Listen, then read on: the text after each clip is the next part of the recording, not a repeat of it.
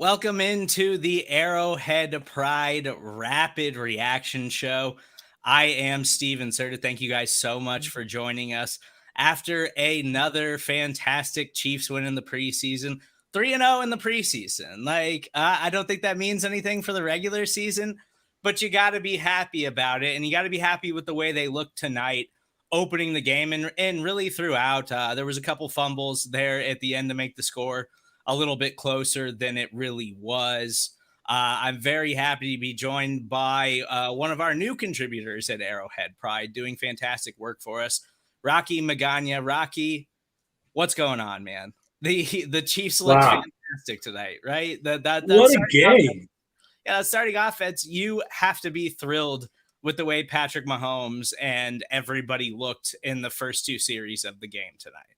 I mean, it was midseason form right out of the gate, right? I mean, the sidearm passes, the offensive line just being utter road graders. And I mean, that first play of the game, they came out and just pushed the entire Vikings defensive line to the right and just did whatever they wanted. I mean, it was beautiful. Yeah, it's after the last preseason game where Patrick Mahomes was a little off target, little off cue, and Mecole Hardman, there was the miscommunications and the struggles there. And that's something Chiefs fans are obviously paying really close attention to. And, they're nervous because Mecole's getting thrust into that Sammy Watkins role this year. And we saw his snap count increase tonight. We saw him trotting out there with the starters.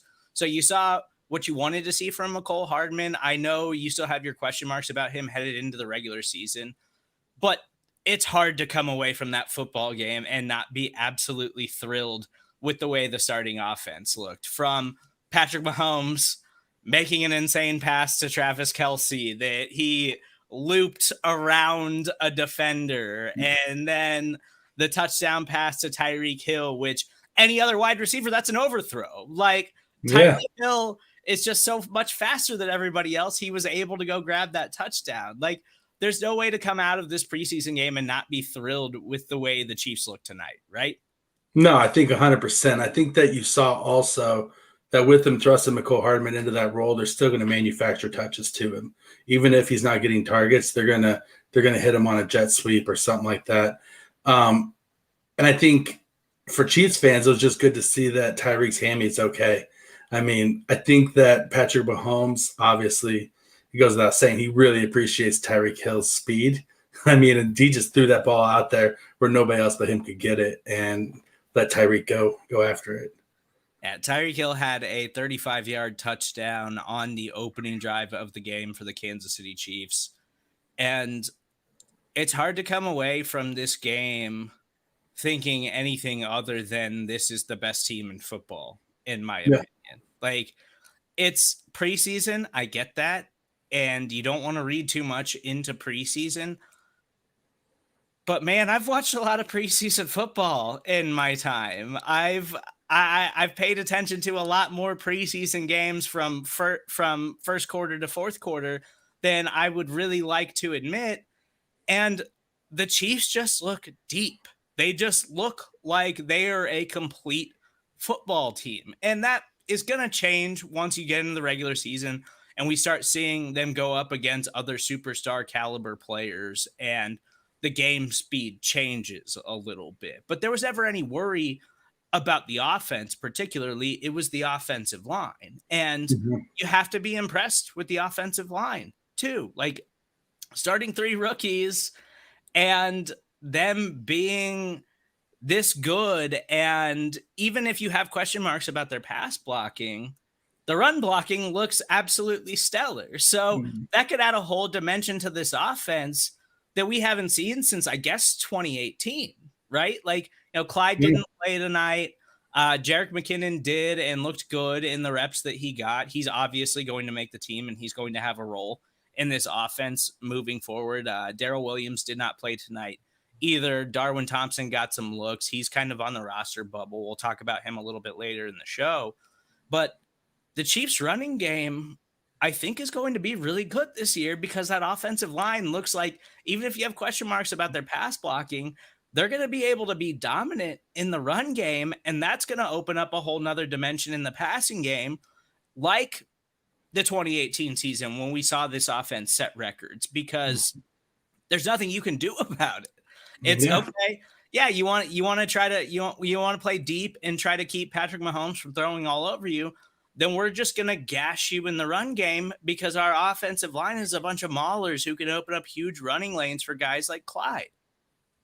Yeah, I mean, it almost, I mean, not to speak sacrilege on the show, but it almost reminds you of some of Shanahan's Broncos offensive lines that he had, where you just plug any running back in there, it seemed like tonight, and they were going to be effective. Like, it didn't matter who it was. You could have, I mean, Gore looked like a superstar out there tonight. I mean, it didn't matter who it was. The Chiefs offensive line was opening up holes.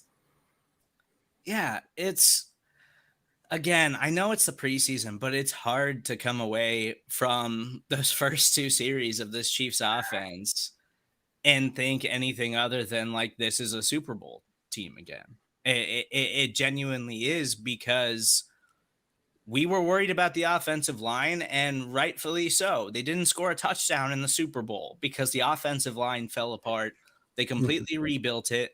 And as far as I'm concerned, every question mark that I had about the offensive line headed into the regular season has been answered so far. And, you know, Pat was a little off target last week, but you were never seriously concerned about Patrick Mahomes in this offense. Tyreek Hill didn't play last week. Obviously, Tyreek Hill is a game changer when he suits up for the Chiefs, and he did this week and immediately changed the game. Travis Kelce even had a nice catch off the ridiculous throw from Patrick Mahomes. Like, you're absolutely thrilled about the way the offense looked, but this defense, man, I was not prepared for the defense in the preseason. Like, I was not prepared for how this defense has showed up in any way. I had a lot of question marks on the defense. Obviously, we know Chris Jones is an incredible player. Frank Clark is kind of in a you got to show it to me type of year after last season. And obviously, they're going to be your two biggest threats. Jaron Reed's looked really impressive, but the defensive line just has playmakers. It doesn't matter if it's second string, third string, fourth string, whatever it is. Like, they've got impact guys and they've got depth. And I'm really impressed by that. Like, they released Taco Charlton earlier this week, and I thought Taco was going to be a significant player for them this season.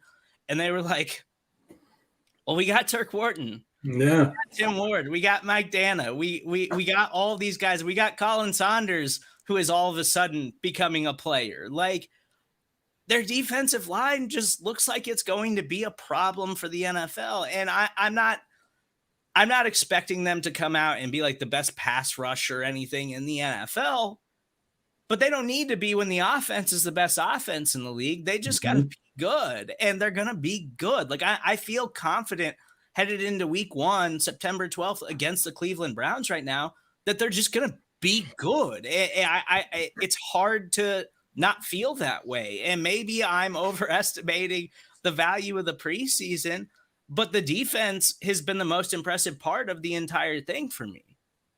Well, yeah, and I mean, tonight our defensive line looked awesome and looked amazing, and Chris Jones was out. I mean, every single snap that Chris Jones has been on the field this preseason, he has been an absolute wrecking ball.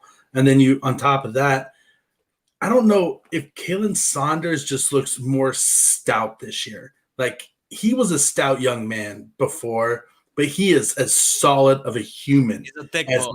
He is immovable right now. And I think you saw with Taco Charlton that, yeah, they love their depth. You don't move on from a guy with an upside like Taco Charlton has unless you feel great about your Tim Wards or you feel great about your Mike Danas or your Turk Whartons, you know? I mean, yeah, this is the deepest defensive line that I can remember in a long time. I mean, going back to Jared Allen, I mean, really, like, we haven't seen depth like this in a really long time as Chiefs fans. It's a credit to Brett Veach and their scouting department and their talent evaluators that, you know, they've got depth there that we just didn't foresee. Like, it's just something that, you know, in the media, writers, beat writers, reporters, whatever, that was a question mark headed into the season for all of us, I think, outside of Chris Jones, really, because it's perfectly reasonable to have question marks about Frank Clark headed into this Yeah. year. We all know Chris Jones is a superstar, but it was, what else do you got? And Jaron Reed has shown that he can be a impact player at the NFL level during his time with the Seattle Seahawks, but he's kind of a run guy. Like, he's not Yeah. really a passer. He does have a 10-sack season under his belt, but he's generally been a more of a run stuff type of player. It's just really impressive. Yeah, we didn't even mention Josh Kando and Yeah. the play that he made tonight. Like, I just think that you have to come out of this preseason thinking that the most impressive part of this Chiefs team is not the offense. It's not the offensive line. It's the defensive line. Yeah. I would make the argument the second most impressive part is the secondary. Like, Yeah. it's not what I expected in any way coming into this thing and getting ready for the regular season, because the secondary has been impressive in itself too. And there's still question marks there. We're still figuring things out with Juan Thornhill. Like, why is Juan Thornhill not our starting safety at Mhm. this point over a guy like Daniel Sorensen? When we saw last week the insanely athletic interception that he made. Like, that's what we think Juan Thornhill's capable of. And he was still getting a lot of snaps with the second team tonight. We still don't know exactly what's going on there. Steve Spagnuolo spoke a little bit this week about it was our goal to just get him snaps and get Mhm. him involved and try to get him back to where the point where we thought he was as a rookie. And that was kind of the goal of the preseason. Well, they certainly did that. They got him snaps, but we'd obviously like to see him be a bigger contributor and be a starter at some point, because that's what we thought he was going to be eventually. And the secondary, L'Jarius Sneed just looks like he's gonna be a superstar. Like, I'm not trying to be like a Chiefs homer diehard or anything like that. It's just I pay attention to every team in the NFL. I watch every team in the NFL at every opportunity that I can get. And when you watch this team, even in the preseason, you're just like, all right, there's just something different about this team than what I'm seeing when I watch other teams in the preseason. Yeah. I mean, there's one thing that you can usually bank on with the Chiefs is that they're going to have a lead at some point, and the other teams are going to be playing from behind. And if the Chiefs' pass defense plays like it did tonight throughout the season, they're going to be a really hard team to beat, because the other teams are going to be in pass, and you'll have to pass the ball over and over and over again to try to catch up. And L'Jarius Sneed wakes up in your hip pocket. Like, he just rolls out of bed in the morning and he's on your hip. Like, you go to work and he's just right there on your hip. Like, he just does not leave your hip. He is a superstar. Yeah, and we see a ton of you guys commenting. We'll try to get to some of your comments at some point throughout the show. So keep sending them in. If you guys have any questions or curiosities about the Chiefs heading into the regular season, we're only a couple of weeks away from their home opener against the Cleveland Browns on September 12th. We'd be happy to try to get to those throughout the show. It's just hard not to be impressed with everything the Kansas City Chiefs have done. That was something that we talked about on one of our Arrowhead Pride podcasts earlier this week, Show MBK, that we just wanted to see Mahomes do it. It's not that there's a question of whether or not he's capable or how special he is or what an incredible player he is. It was just, we just want to see it before the regular season. And he absolutely delivered tonight. So you have to be thrilled about that. Those first two drives from the Kansas City Chiefs is literally all you can ask for in a preseason game. Yeah. It was everything that you could have hoped for and half a quarter of action from your starting Kansas City Chiefs offense. Mecole Hardman did kind of even out the snaps a little bit more with Demarcus Robinson tonight. And so that's what you want to see, right? Because we know what Demarcus Robinson is. He can make plays here and there, but he's kind of an inconsistent player and kind of always has been for this team. Dave Tobe even mentioned earlier this week that he drives him nuts as a return man. And Demarcus Robinson, I don't believe, is like a special player or anything like that, But this season, you had to see Mecole Hardman Mhm. out snap Demarcus Robinson and take that role over in the offense. And we saw a little bit of that tonight, enough of it that it makes you happy, or it should make you happy headed into the regular season, right? Yeah, I think so. Demarcus Robinson is Demarcus Robinson. He's a guy who has a lot of athletic talent, but like you said, he's not consistent. You don't want Demarcus Robinson being your number 2 wide receiver. I mean, just plain and simple. He can't be that number 2 wide receiver. But what he can be is your 4th wide receiver, your 3rd wide receiver going against a number 4 cornerback, or a 3rd safety or something like that. That's a mismatch a lot of times. But Demarcus Robinson lined up on the outside, on a consistent basis. He's not going to produce the results that you're looking for.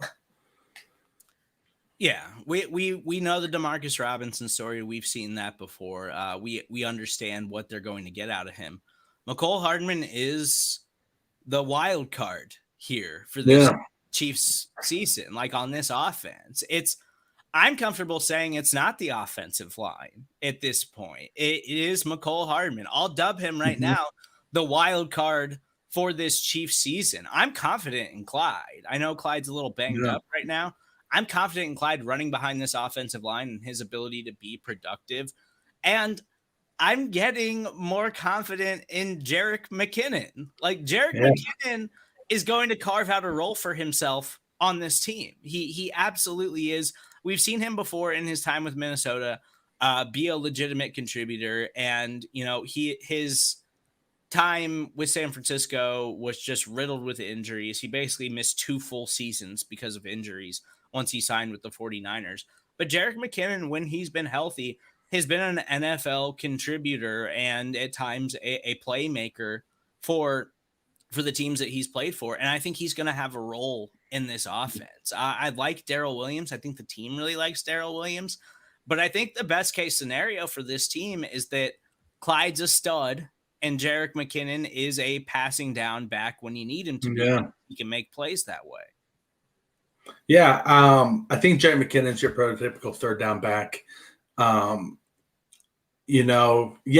think Darrell Williams is that guy where, it's like that friend that your parents are okay with you hanging out with on a weeknight. It's that guy who has the trust. But Jerick McKinnon, the guy's a stud. I mean, I'll say right now, if Clyde were to go down like he did last year, I'm not concerned at all with Jerick McKinnon stepping in. Looking at Mecole, I think it's kind of the same question with Demarcus Robinson as well for Hardman. Can he be consistent? I mean, I think that, like you said, that's the wild card. Is he more consistent than is he as or more consistent than Demarcus Robinson? Can he be that guy that the Chiefs need him to be? Yeah, and I think he can be. I think he's got it in him. The biggest thing with Mecole Hardman that I think we've seen so far in his young career is that when it comes to Kelsey and Tyreek, and you see this a lot with special players in the NFL, that when they get it, they get it. And the reason they're special, the reason that they get a lot of targets and a lot of looks is because the quarterback knows that dude's going to be where he needs to be when he needs him to be there. And I think that's been a big issue with Mecole Hardman, with his route running not being crisp enough, or he needs to go a little bit more up instead of over and things like that. Like, Tyreek Hill is a guy, Patrick Mahomes, he's always going to be there when he knows he needs him to be there. Travis Kelce's always going to be in the spot that he needs him to be in. And that's the advantage you have of playing offense in the NFL. As a quarterback, as a pass catcher, you know where you're going. The defense doesn't. So the better you are at it, generally, the more successful you are as an NFL player. That's been a problem for Mecole Hardman. So that's where we have to see him improve this season. That's where he's got to take a big leap. And, the last preseason game where they're trying to force feed Mecole Hardman didn't exactly make you feel confident that he's taken that step. But at this point, all you can hope for is that he's just getting the snaps and the opportunities. And that's gonna come with the reps. And so I hope that is the case, because I want to see Mecole Hardman thrive. I want to see him be a playmaker for this team. I want to see him be a massive contributor. And I do think they took a step there tonight with him actually being kind of even in snaps with Demarcus Robinson. Because there's a realistic opportunity, at least before this game, heading into the year, where Demarcus Robinson was like the second guy, not Mecole Hardman. Tonight Yeah. made me feel a little bit more confident that it could be Mecole. Well, listen, the Chiefs' best case scenario is Mecole Hardman being that guy. And I think Mecole Hardman wants to be that guy. I mean, you listen to interviews and you see, obviously the franchise, it's a controlled, message coming out from the team. But you see interviews with him on there, and you see a guy who seems eager to be the guy. Like, he wants to be the guy. He doesn't want to be the guy who, drops the pass or anything like that. He wants to be the guy who is mentioned in the same conversation as Kelsey and Tyreek Hill. Like, he wants Chiefs fans to see him in that same light, I think. And so I do think he has a long way to go until he gets there, and he still has to prove it by all means. But I think that the willingness is there. And Mecole Hardman being a reliable number 2 is much better than Demarcus Robinson or Byron Pringle us having to settle for them at number 2, right? I mean, so the best case scenario is Mecole Hardman is a consistent number 2 wide receiver for the Chiefs. We have to talk about Willie Gay before we get out of here tonight. Yeah. Willie Gay has been another exclamation point for me this preseason, and it's not necessarily that he's made like insane plays. It's just that like he's made himself noticeable at times in every game, where that athleticism that we saw as a rookie, that explosive athleticism that we've never really seen from a guy like Anthony Hitchens, which I got to walk that back a little bit. Hitch is looking a little spry right now. He's slimmed out a bit. Yeah, Hitch has lost some weight. He's looking good. So I don't want to trash talk Anthony Hitchens by any means. But Willie Gay adds a level of athleticism to this Chiefs linebacker core that they haven't had since prime Derek Johnson. Like, to put it pretty simply, he's going to be a playmaker for this team. And Nick Bolton has looked impressive at times in the preseason too, and he's going to be a contributor this season, and they have high hopes for him as a player. Willie Gay is going to contribute heavily to this defense this year, and I'm really excited to see him continue to develop, and I hope that he continues to look as good as he's looking right now. Yeah, I mean, you see when you watch Willie Gay, you see a guy who's playing with more confidence. Last year, yeah, you saw this amazing athlete who was just kind of aimlessly running sideline to sideline on the field and chasing down the ball carrier and trying to make tackles from behind. And it was exciting to watch because you never saw a guy run like that at the linebacker position. But now you're seeing a guy who's processing the game, who knows where he needs to be, and he's using that athleticism to get to the point of attack and to make the play. And I think you've really seen the buy-in from Willie Gay, even in the fourth quarter when the Chiefs were making their goal line stand. Who was the guy that was on the sideline, leading the cheering and trying to get the crowd going? Willie Gay is really kind of stepping into like that his own there and kind of taking on a little bit of a leadership role, I feel like, which is something you gotta love to see as a Chiefs fan, because I think in seeing that, you're seeing a guy who has confidence and a guy who's feeling good about the way he's playing right now. Yeah, and that was great to see on the goal line stand that like Willie Gay was one of the first guys like out on the field hyping the team up, and that's something that is contagious throughout the locker room, throughout the organization. Like, this team has fun, and they're fun to watch. And that's why they're easy to root for, because Patrick Mahomes is on the sideline doing dances and stuff when he sees his dudes out there making plays. And they're just a fun team to watch. And all of that stuff is absolutely contagious to everything that they do. And it's apparent in everything that they do. And you could see it right there with Willie Gay. And so Willie Gay has clearly adopted the culture that the Chiefs have in this locker room right now. We can't get out of here without talking about the Chiefs going 14 personnel and how that means that they are locked in to 4 tight ends. Like, Jody Fortson is absolutely making this team. Andy Reid doesn't throw the 14 personnel look out there on a touchdown that inevitably goes to Blake Bell without anticipating all four of those guys being on the regular season roster. No, not at all. I mean, Andy Reid doesn't bust that out unless Andy Reid is planning on using it in the regular season. Yeah, Jody, And you made the team, bro. Jody, you're on the team. Jody. Congratulations. I mean, because you need 4 tight ends to run 14 personnel. And I mean, it's not like you're going to be throwing Marcus Kemp in there and calling him a tight end, you know? And so, Jody, you did it. Congratulations. We believe in you. We can't wait to see what you're going to do this year. Yes, Jody Fortson is on the team. That play established that Jody Fortson did enough to make this football team. I don't think Andy Reid puts that out there that early in the game if he's concerned about them having to cut Jody on Tuesday. Yeah, right. Or Bell or whoever. I mean, and honestly, as a Chiefs fan, I feel like I can take a little bit of a deep breath and just exhale now and say, Jody made the team. You know, like I feel like we've been waiting for this for a few years, and it's just that guy that you want to root for and you just want to see him make it.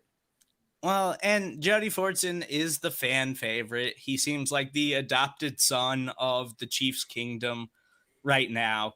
But my guy, Darius Fountain, has to make this football team. Like, he absolutely has to. He's made plays in all 3 games. Like, literally, there is nothing you could ask for a bubble wide receiver who's desperately just trying to get a roster spot and get an opportunity in the NFL. You could not ask for more than what Darius Fountain has given you this preseason. He has been, I know Chiefs Kingdom loves Jody Fortson, and there's lots of reason to love Jody Fortson. Darius Fountain has been the highlight of the preseason for me. I am a huge Darius Fountain fan. Defoe, I need him to make this roster desperately. I'm going to be heartbroken come Tuesday at 3 p.m. Arrowhead time if we find out that he got cut. I will be right along with you if he does. I mean, Defoe looks like Debo going across the middle and going up and making a play. He gets separation. That's the thing. If you look at it, you know, if he's going across the middle, he has separation. If he's going down the seam, he has separation. The only time he doesn't have separation is when they're throwing a jump ball to him on the sidelines. And even then, even if the ball's uncatchable, he's making a play on it. And I mean, he's been the most remarkable looking wide receiver on the Chiefs roster so far this preseason. Like every single game, like you watch guys and you see him pop off the tape, right? You see him pop off the screen a little bit, and the guy pops. Like when he's jumping, he goes up with strong hands. He's a big bodied guy. He looks good playing football. Marcus Kemp did have a pretty impressive touchdown catch. Well, Marcus Kemp was good playing football as well. Yeah, and Marcus Kemp was one of those wide receivers who all throughout training camp, we kept hearing, oh, Marcus Kemp just keeps making plays every day. Yeah. Like Marcus Kemp just keeps getting better and better. Marcus Kemp's making this team. And he had a fantastic touchdown grab tonight. I was happy to see him do that as well. I think it has something to do with why this preseason has been so entertaining for the Chiefs for me, is that like they're normally not this deep, right? Like normally we see a lot of ugly football late in these games. And, you know, Shane Buechele, who looked like he was incredible leading that game-winning drive, a couple weeks ago or last week or whenever it was, he wasn't as good tonight, but that's kind of what you expect from the third string quarterback. Yeah. But when you see Marcus Kemp do this, when you see Darius Fountain do this, when you see the defensive line, when you see Tim Ward and all these guys continuing to make plays this late into the preseason, like go around the NFL, go sit on an NFL network. And when they do that around the league preseason football thing where they jump around from different game to different game, when there's a bunch of games going on Saturday, by the time you get to the fourth quarter, they're pretty terrible games to watch. Mm-hmm. And the Chiefs have made all of these games fun to watch. And so it's been easy to fall in love with some of these reserve players. And inevitably somebody's going to get their heart broken on Tuesday. But these guys are going to be guys that we see land somewhere else. So I'm happy for that opportunity for them. But I'm going to be absolutely furious if Darius Fountain does not make this football team. Oh, I'll be absolutely furious with you. And I think with Marcus Kemp, I think the only person who was more excited for Marcus Kemp to catch a touchdown than Marcus Kemp was Dave Toop. I mean, he was over there. Every catch that Marcus Kemp made, Uncle Dave was over there slapping his helmet, giving him a high five. He's like, "Show these guys you can catch the ball because I need you. I need you, man." And so, And you even tweeted out that Marcus Kemp's out there on special teams like, well, I know I can make the team doing this. yeah, and, and that's what we're used to. But like getting that touchdown pass, I bet for a guy like Dave Toub, that is awesome. I bet it's awesome to see a player who you've seen just work his tail off, get an opportunity like that and make the most of it and be absolutely awesome in that opportunity and in that moment where he caught that touchdown pass. That's got to be an incredible feeling for him as an individual. Before we get out of here, I do have to ask you, preseason's wrapped up. Chiefs are 3-0 in the preseason. There's a lot of questions we had coming into this preseason that I feel like have been answered in a big way. I mean, the most you could ask them to be answered in preseason NFL football. Rocky, what is your biggest question mark headed into the 2021 regular season as the Chiefs get ready to take on the Cleveland Browns in a couple of weeks? well, I think the biggest question mark is talking about the wide receivers is who are they going to keep? Like who can you not keep? First of all, and it's also we see that the top three cornerbacks are pretty much written in stone. You got Ward, Hughes, and Snead, right? But who's the number 4 cornerback? Did DeAndre Baker do enough to get that number 4 spot? Is it Bo Pete Keys? Is it Rashad Fenton? They've all looked pretty good throughout preseason. So who's that number 4 cornerback that you got? And then again, like what's up with Juan Thornhill? Is he going to be able? Because like honestly, Dan Sorensen is great. Dan Sorensen's Dirty Dan. He's that fan favorite, workman type of player. But kind of like the best case scenario is Mecole Hardman being a reliable number 2.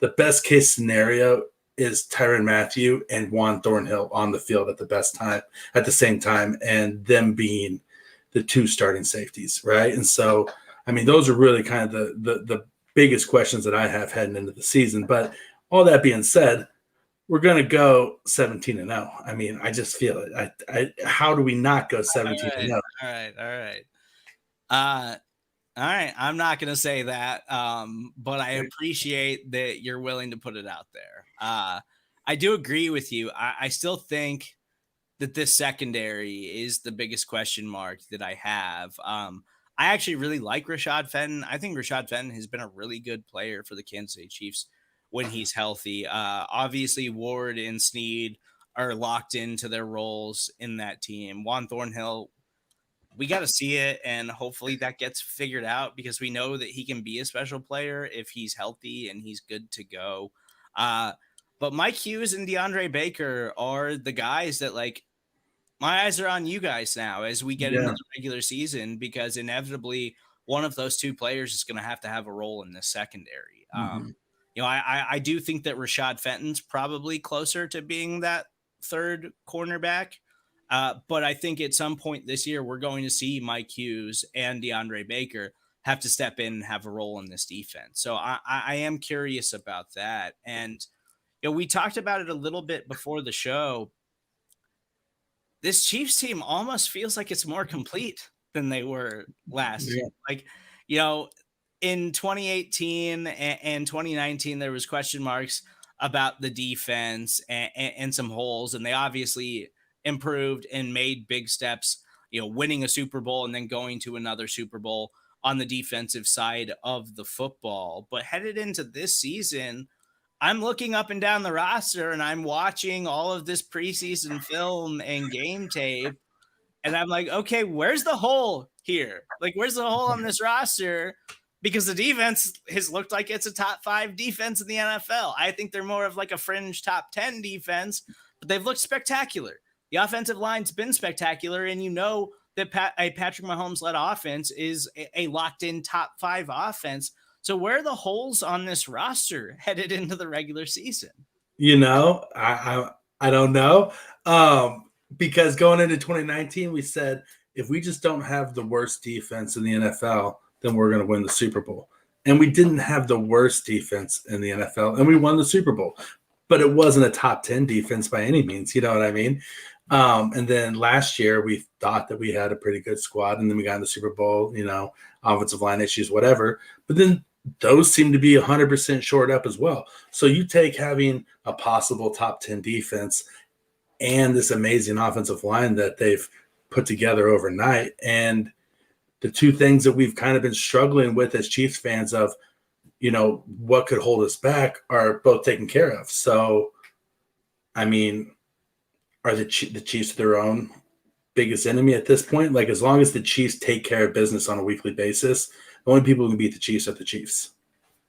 I love that point, and I love that you mentioned that, because to me last season, it was apparent during the regular season that the Chiefs did not care about the regular season. Like, at times you could see that, like, they were just so much better than everybody else that we can kind of sleepwalk through games and still win these games. And obviously they could, because they were that talented and they made it to another Super Bowl. It just kind of fell apart, and you can't plan for injuries. It's an unforeseen thing that you can't do anything about. You just got to keep playing and hope it works out. So there was nothing you could ever do about that.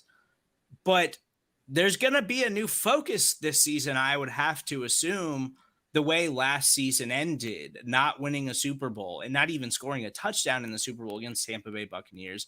And I don't think that team puts the blame on the offensive line the way a lot of fans do, because I think they just think we didn't do enough. We didn't play enough because we're not going to hang our guys out to dry. They got put in a bad situation, and we didn't do enough to win that football game. There seems like there's a new level of focus headed into this regular season, and it might be the best Patrick Mahomes led team in the Andy Reid era. Like there's legitimate reason to be excited about it. And I'm usually not this guy. This is not usually how I act and how I treat this football team. I try to have a little bit of perspective, and I pay attention to every team across the league. But that being said, me paying attention to every team across the league, I'm not seeing a lot of teams that look like the Chiefs, like that just look like they are loaded top to bottom, and they just look like they're the best team in football again. And so there's a lot of reason to be really excited about that. Well, yeah, and like you said, last regular season, they fell asleep at times, and they were just sleepwalking through it. And the worst thing that could happen for the rest of the NFL is for Patrick Mahomes and Travis Kelce and the rest of the Chiefs players to wake up and get locked in, to get smacked in the face in the Super Bowl and get, not I don't want to say humiliated, but it was a pretty embarrassing loss in the Super Bowl. And for that to happen on a national stage like that, I think it was a wake up call. And I think that, you see in the movies all the time, the champ gets knocked down and then he gets back up, and then all of a sudden he's just, angry and just goes at it, with everything he has and just obliterates everything.